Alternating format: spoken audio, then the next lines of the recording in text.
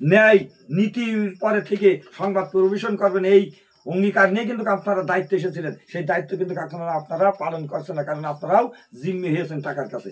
এই সাংবাদিক পেশা থেকে আপনারা বেরিয়ে আসেন, সত্য বস্তুনিষ্ঠা সংবাদ পরিবেশন করেন। তবে এই সমাবেশের ফলে সমস্ত বাংলাদেশ এখন কেন্দ্রেই জানতে পেরেছে যে জাকের পার্টি কি করতে চলেছে।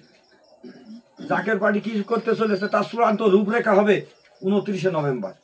ক্ষুদ্র ক্ষুদ্র বালুকা কণা, ক্ষুদ্র ক্ষুদ্র শিশির কণাগুলো যখন ঐক্যবদ্ধ হয়ে একটা সাগর তৈরি হতে পারে, একটা পাহাড় তৈরি হতে পারে, তাহলে আমার যেখানে 4700টা জনসভা, এই জনসভা থেকে নিয়ে আমরা বৃহত্তর একটা জনসভা তৈরি করব। শুধু আমার জাকের পার্টির মূল সদস্য 23 লক্ষ।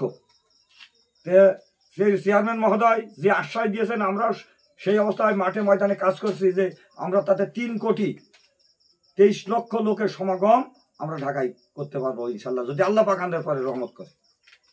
এবং তারপর আর একটা বিষয়, অন্যান্য রাজনৈতিক দলদের সমাবেশ করে, এদের একটু খাতি দিতে বলেন, এদের জন্য কল্যাণমুখী কাজ কোনটা। যে বিষয় যখন একটা জনসভা হয় তখন তাদের সমস্ত বাজার সব চান্দা তুলে বেড়ায়, জাকের বাড়ি তার ধিক্কার জানায়। আমরা রাজনীতি করি, আমরা জনগণের কল্যাণে যে কাজগুলো করি, আমাদের নিজেদের আয় থেকে, যেমন আল্লাহ পাক বলছেন পবিত্র কালামুল্লাহ শরীফে বলছেন, তুমি যা ইনকাম করো, তুমি যা আয় করো, তুমি যা অর্থ উপার্জন করো, তার থেকে তুমি কিছু দান করো। তাই ঠিক আমরা তদ্রূপ, আমি যা উপার্জন করি, আমার সেই উপার্জিত অর্থ থেকে আমি আমার দলের পারপাসে কিছু অংশ খরচ করি। আমার এই দলের খরচের জন্য কার কাছে হাত পাততে হয় না, কার কাছে মাথায় লাঠি দিতে হয় না, কোনো চাঁদাবাজি করতে হয় না, কোনো সন্ত্রাসী করতে হয় না, কোনো দুর্নীতি করতে হয় না।